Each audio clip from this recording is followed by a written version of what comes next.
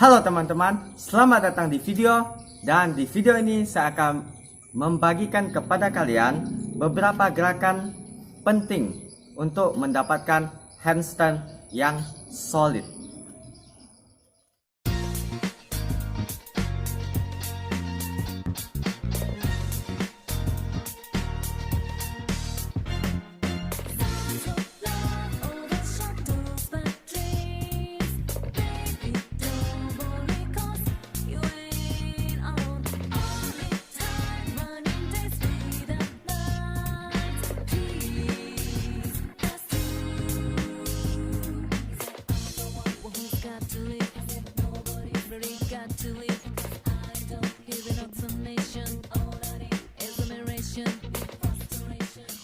Berdasarkan pengalaman saya, handstand merupakan salah satu latihan yang bisa membuat frustasi, stres berat. Karena pada perjalanan kalian melatih handstand, kalian akan banyak sekali yang namanya gagal, dan pas coba lagi gagal. Dan itu adalah hal yang sangat normal karena handstand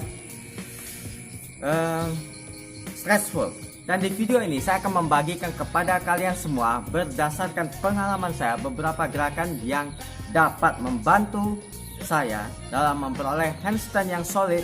Dan mudah-mudahan dengan beberapa gerakan ini kalian juga dapat mendapatkan handstand yang solid.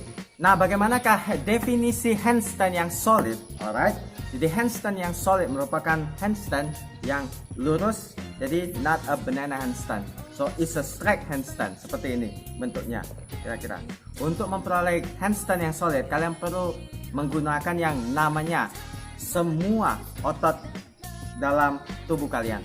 Baiklah, jadi sewaktu kalian melakukan handstand yang solid, kalian akan yang namanya itu berfokus ke semua otot. Jadi tidak ada satu otot pun yang tidak kalian gunakan sewaktu kalian melakukan handstand, atau tidak kalian aktifkan sewaktu kalian melakukan handstand yang solid.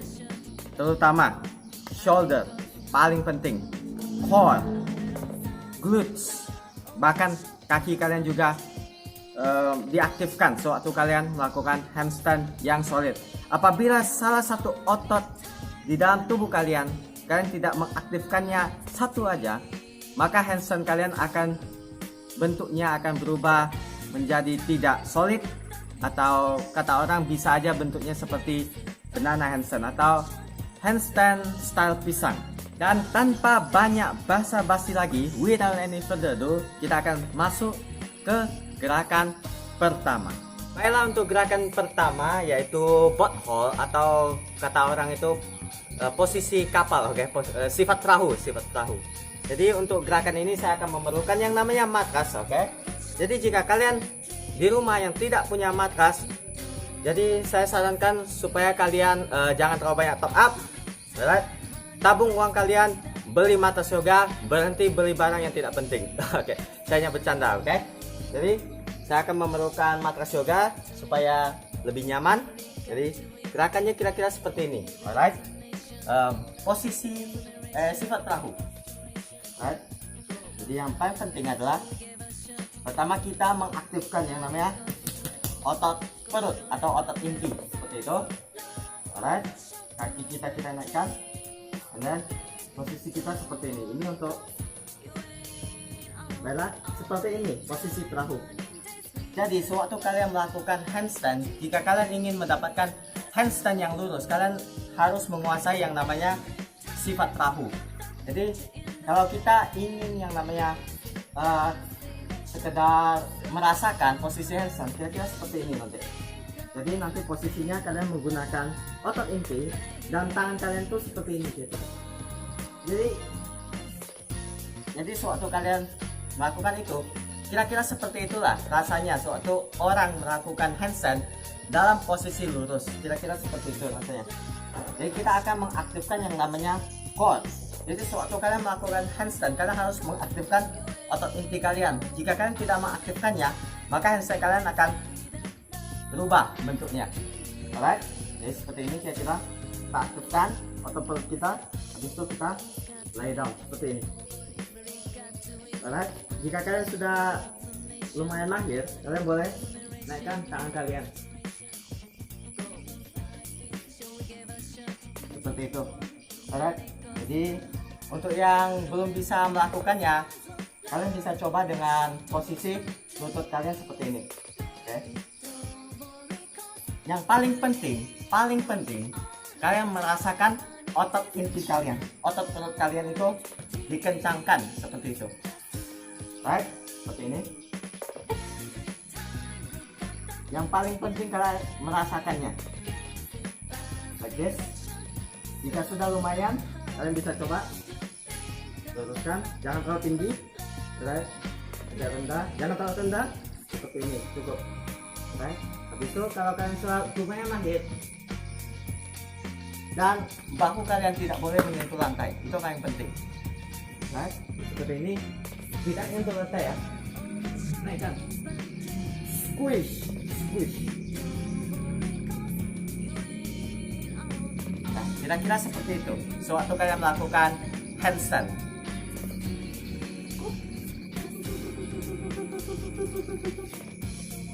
Baiklah, untuk gerakan berikutnya yaitu handstand menggunakan tembok. Nah, dalam berlatih handstand menggunakan tembok ini merupakan latihan yang paling penting dalam perjalanan berlatih handstand. Karena dengan menggunakan tembok, kalian akan lebih banyak waktu dalam berlatih handstand ketimbang ada orang yang berlatih handstand dengan menggunakan menendang, oke? Atau yang disebut handstand kick up. Tapi saya tidak akan membagikan itu sekarang.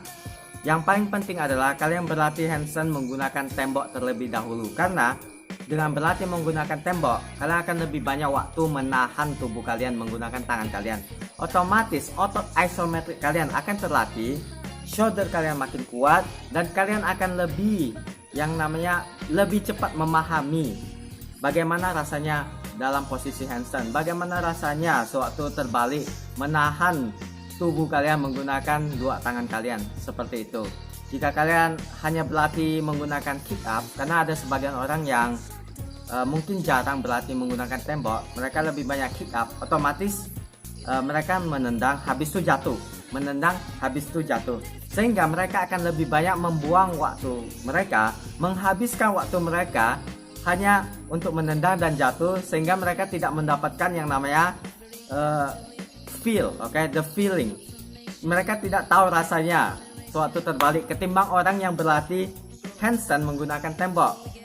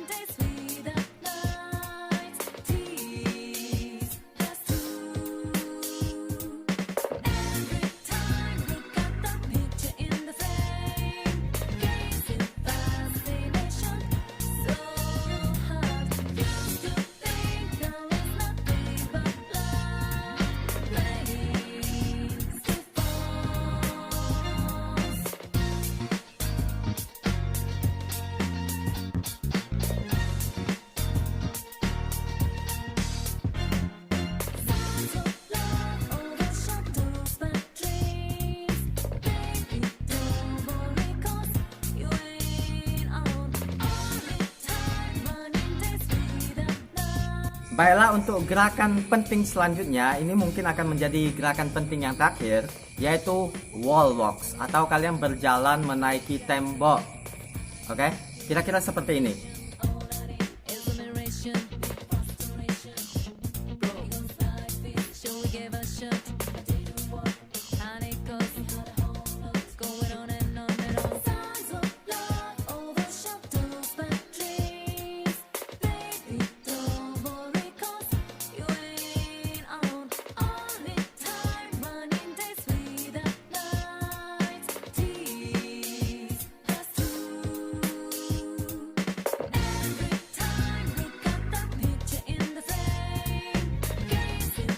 Jadi sewaktu kalian naik menggunakan tangan kalian akan turun lagi, tapi tidak sampai habis.